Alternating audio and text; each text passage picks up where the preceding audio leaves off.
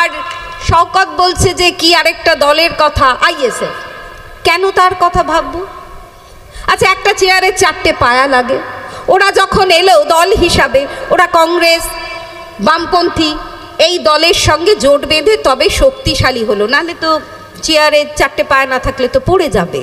তো ওদের সকলের দরকার হয়েছিল, সেইটা নিয়ে নিজেরা এলো, একজন বিধানসভায় গিয়েছে, ভালো কথা। কিন্তু এখন দেখুন, সে যাদের হাত ধরে শক্তভাবে দাঁড়ানোর চেষ্টা করেছে, সেই দলগুলো বলছে ওকে নেব কি নেব না, ভাবছে। কংগ্রেস ভাবছে কিনা বলুন? সিপিআইএম ভাবছে যে ও তো নিজেদের মতো করে প্রার্থীর নাম ঘোষণা করে দিয়েছে, তাহলে ওকে আরও প্রার্থী কম করাতে হবে। কেন নিজেদের মতো করে ঘোষণা করে দিয়েছে?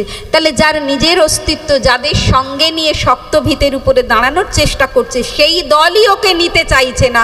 বাংলার মানুষ কি করে নেবে একবার ভেবে দেখুন। ভাঙড়ের মানুষ কি করে নেবে? এই তো ভাঙড়টুকুতেই তো তার চোখ। ও যেমন পাখির চোখ করেছে অর্জুনের, ভাঙড়ের চোখ। তাহলে যে রাজনৈতিক দলকে নিয়ে শক্তিশালী হতে চাইছে, সেই দল ওকে চাইছে না, তাহলে ও মানুষের ভোট কি করে চাইবে? তাই এবারে ওর জামানত জব্দ হওয়ার কথা।